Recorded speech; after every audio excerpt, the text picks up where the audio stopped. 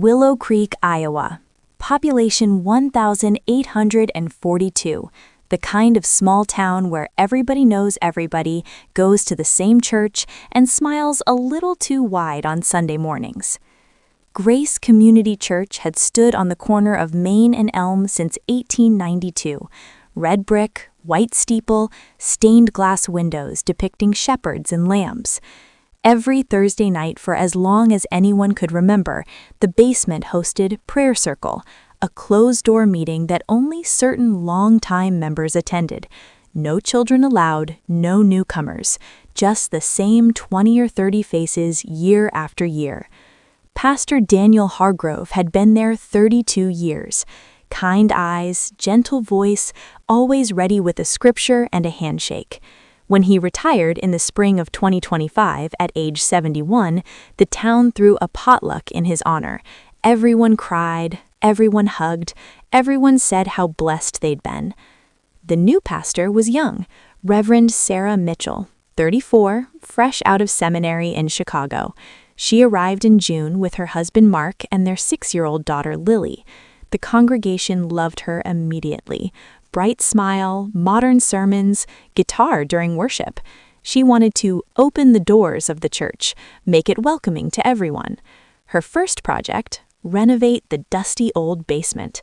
It hadn't been touched in decades. The Thursday prayer circle had quietly ended when Pastor Hargrove retired, and no one seemed to miss it.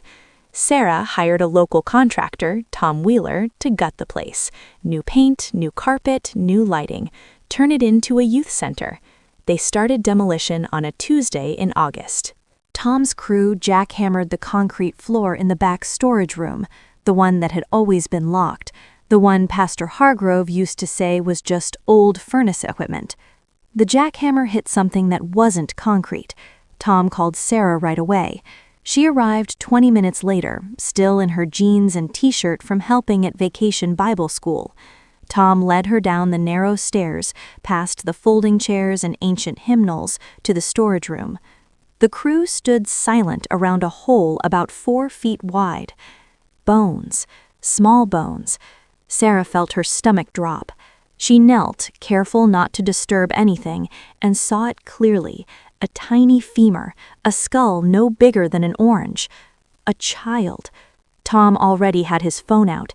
"I called Sheriff Davies," he said quietly. "He's on his way." By nightfall, the basement was a crime scene. Floodlights, yellow tape, state police forensics team from Des Moines. They found 47 skeletons in total, all children, ages ranging from newborn to about 10 years old, some wrapped in yellowed baptismal gowns, some clutching tiny wooden crosses. The oldest remains dated back to the 1940s. The most recent, based on a plastic hospital bracelet still around one tiny wrist, was from 2018.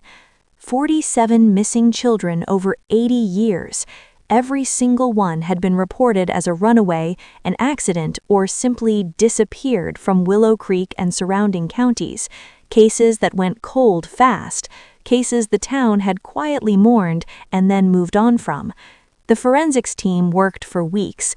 DNA testing began immediately. That's when the real horror started, because the DNA came back with matches, living matches. 47 children, 47 current residents of Willow Creek and the surrounding area. 47 people who had grown up believing they were someone else. Sarah sat in the sheriff's office the day the first results came in. She watched grown men and women, people she'd shaken hands with, prayed with, invited to dinner, walk in smiling and walk out screaming. Mrs. Evelyn Carter, 78, the church organist for 50 years, discovered the little girl who vanished in 1953 was her daughter, Margaret, who had always looked nothing like her or her late husband.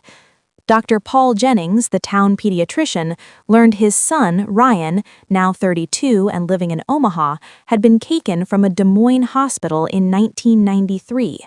And on and on. The entire town was built on stolen children. The Thursday prayer circle hadn't been praying, they'd been burying. Pastor Hargrove was arrested at his lakeside cabin 2 days later. He was frail, oxygen tank beside his chair, but his eyes were sharp. He didn't fight it. In interrogation, he told them everything. It started in 1942. A young associate pastor and a handful of childless couples in the congregation. They believed God had called them to rescue children from unfit homes, poor families, unwed mothers, transients passing through. They'd take the kids during church events, baptize them in secret, and bury the evidence in the basement.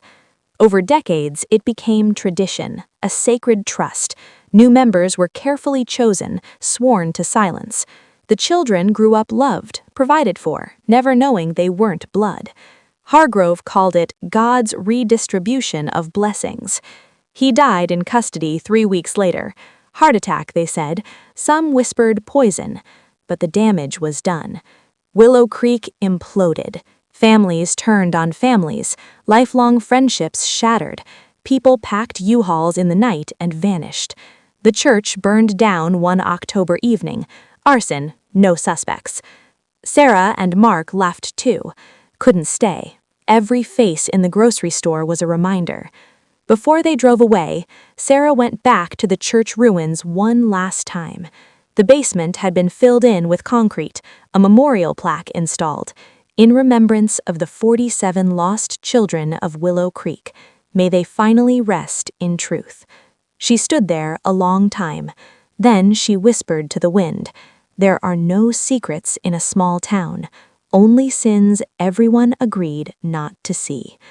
She got in the car, held her daughter tight, and never looked back. Sometimes the scariest monsters don't hide under beds. They sit beside you in pews every Sunday morning, singing hymns in perfect harmony.